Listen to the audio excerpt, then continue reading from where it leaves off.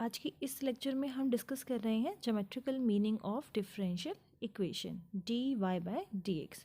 अगर मैं आपको सिंपल लैंग्वेज में समझाऊं कि डिफरेंशियल इक्वेशन ज्योमेट्रिकली क्या रिप्रेजेंट करता है तो वो होगा फैमिली ऑफ कर्व्स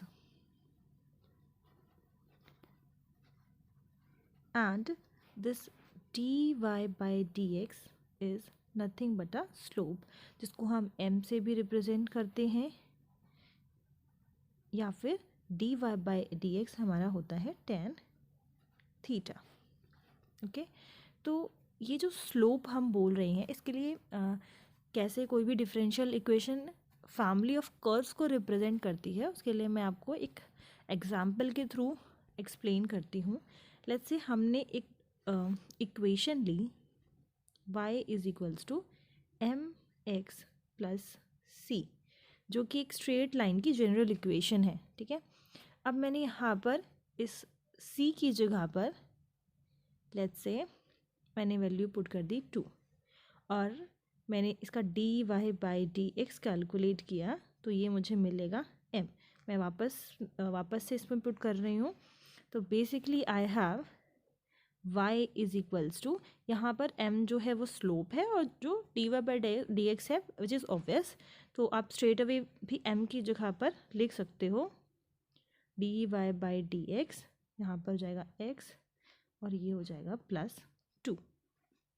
नाउ अब अगर मैं x की जगह पर ज़ीरो वैल्यू पुट कर दूँ तो मुझे यहाँ पर y की वैल्यू मिलेगी 2। ज्योमेट्रिकली ये मेरे हो गए x y axis, this is x, this is y। तो मुझे जो पॉइंट मिल रहा है वो है ये 0 2। नाउ अब ये इसका स्लोप, ये जो लाइन है वो क्या होगी वो डिपेंड कर रहा है कि उसका स्लोप क्या है। ठीक है, ये जो m है वो क्या है, तो डी वाई बाई इस वाली इक्वेशन से मैं जो निकाल रही हूँ d Y by D x, ये हो जाएगा, ये इधर शिफ्ट हुआ y -2 और ये आ जाएगा बाई एक्स। तो ये क्या है, दिस इज स्लोप। तो ये जो पॉइंट मैंने प्लॉट किया है यहाँ पर 0 2, वो लाइन कैसी होगी वो डिपेंड करता है स्लोप पर। ठीक है, तो स्लोप लाइक से अगर स्लोप 0 है, ठीक है, ये जो है अगर स्लोप 0 है तो इसका मतलब कुछ इस तरीके से हम इसको बना सकते हैं। ठीक है, पैरेलल हो जाएगा ये एक्स एक्सिस के। ठीक है, अगर 1 है इसका स्लोप तो ये जो लाइन है वो कुछ इस तरीके से जाएगी, -1 है तो इस तरीके से जाएगी। तो बेसिकली स्लोप क्या होगा वो डिपेंड कर रहा है, अलग अलग लाइंस हमें मिलती जाएगी डिपेंडिंग ऑन स्लोप। जैसे ही स्लोप चेंज हुआ मुझे अलग अलग लाइन मिलना स्टार्ट हो जाएगी जो इस पॉइंट के थ्रू पास हो रही है। तो हमें मिल क्या रहा है, हमें बहुत सारी इनफाइनाइट नंबर ऑफ लाइंस मिल रही हैं। ठीक है, तो एक तरीके से मैं बोल सकती हूँ लाइन भी क्या है, एक कर्व है, तो हमें क्या मिल रहा है, फैमिली ऑफ कर्व मिल रही है। तो डिफरेंशियल इक्वेशन हमें क्या डिनोट करती है, क्या रिप्रेजेंट करती हैं ज्योमेट्रिकली, कि वो एक फैमिली है कर्व की। अब इसी इक्वेशन में लेट्स से अगर मैं यहाँ पे जैसे मैंने c की वैल्यू 2 पुट की थी, अगर मैं नहीं पुट कर रही, मैंने सिंपली इक्वेशन ले ली अब अपनी स्ट्रेट लाइन की y is equals to M X plus C.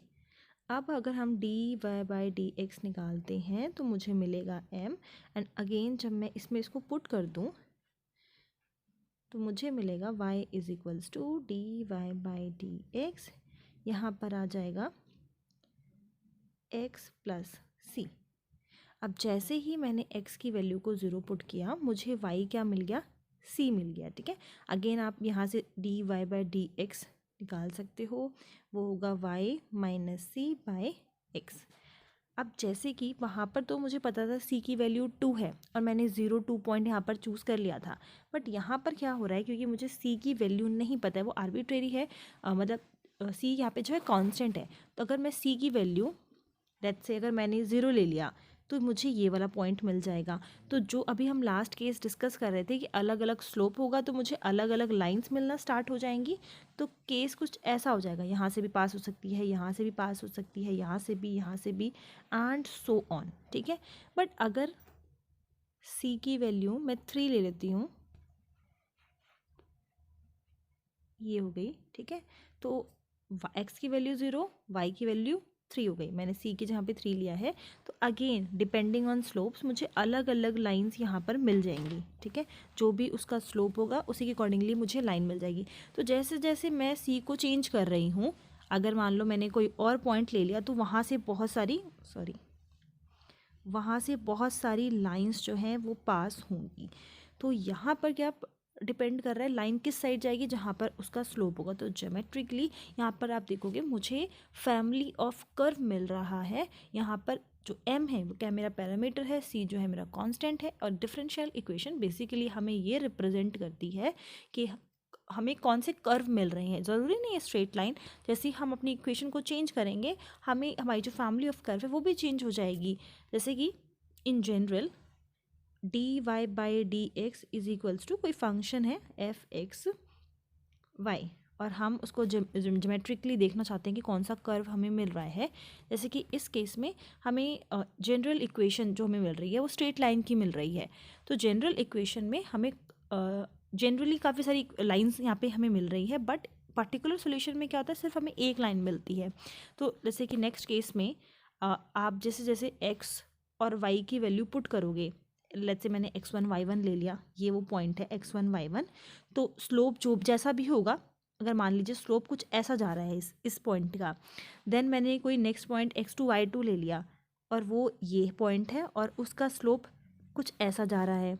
Then मैंने थर्ड पॉइंट ले लिया x3 y3, उसका स्लोप कुछ इस तरीके से जा रहा है। तो जो मुझे कर्व उससे मिल रहा है वो कुछ ऐसे जा रहा है।